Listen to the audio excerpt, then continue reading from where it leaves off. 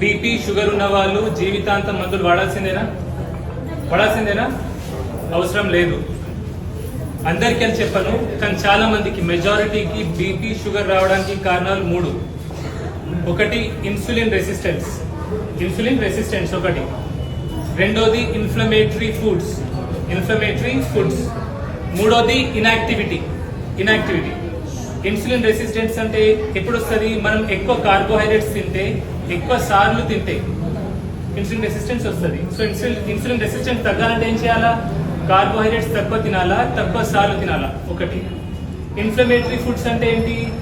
Refined processed foods, మనం బయట shop లో కొనే foods, chocolates, biscuits, chips, cool drinks, alcohol, మందు, స్మోకింగ్, ఇవన్నీ inflammatory foods.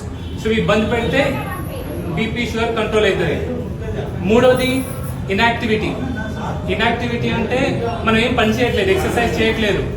Okay, so exercise చేయాలా, వాకింగ్ చేయాలా, జాగింగ్ చేయాలా, మనకు ఎంత వీలైతే అంత శ్రమ మనం ఈ శరీరానికి పెట్టాలా. సో ఇవి చేస్తే, ఈ లైఫ్ స్టైల్ మోడిఫికేషన్ చేసుకుంటే, చాలా మంది షుగర్ లో ఇన్సులిన్ మీద ఉన్న వాళ్ళు టాబ్లెట్ మీద రావడం నేను చూసిన, టాబ్లెట్ ఉన్న వాళ్ళు టాబ్లెట్ బంద్ పెట్టి కూడా బీపీ షుగర్ కంట్రోల్ చేసుకోవడం నేను చూసిన. ఇప్పుడు నేను చూసినా అని అందరూ రాకండి, మీ షుగర్ డాక్టర్ ఉంటారు, మీ పర్సనల్ డాక్టర్స్ ఉంటారు, వాళ్ళ దగ్గరికి వెళ్ళండి. ఎందుకంటే secondary hyper tension, type 1 diabetes అన్ని వాళ్ళకి మీ హిస్టరీ తెలుస్తుంది. సో అందుకే వాళ్ళ దగ్గర వెళ్ళి మీరు అడిగితే వాళ్ళు ఖచ్చితంగా మీకు proper diet plan, life style అంతా చెప్తారు.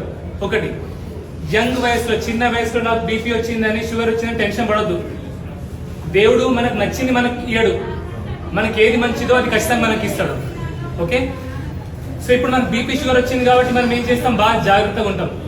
ఇష్టమట్టు మందు తాగం, స్మోకింగ్ చేయం, ఇష్టమట్టు తినము, తాగము, కొంచెం ఎక్సర్సైజ్ చేస్తాం. దీనివల్ల ఏమవుతుంది? మనకి గుండెపోటు రాదు, మనకి పక్షవాతం రాదు. సో ఎవరైతే యంగ్ పేషెంట్స్, చిన్న వయసులో 25 నుంచి 40 వయసులో బీపీ షుగర్ ఉందో, మీరు దేవుని మీద నమ్మకం ఉంచుకుంటే మీ పిల్లలే కాదు, మీ పిల్లలు కూడా మీరే పెళ్లి చేస్తారు. సో ధైర్యంగా ఉండాలి. ఒకటి గుర్తుంచుకోండి, God will not give you what you want, but God will definitely give you what you need. Okay, so మీరు మీ పిల్లలతో, మీ కుటుంబాలతో ఎటువంటి రోగాలు లేకుండా, ఎటువంటి మందులు అవసరం లేకుండా నిండు నూరేళ్ళు బతకాలనేది ఆ దేవుడితో నేను ప్రార్థన. ఓకే, మీకేమైనా డౌట్స్ ఉన్నాయా ఇప్పుడు బీపీ షుగర్ గురించి?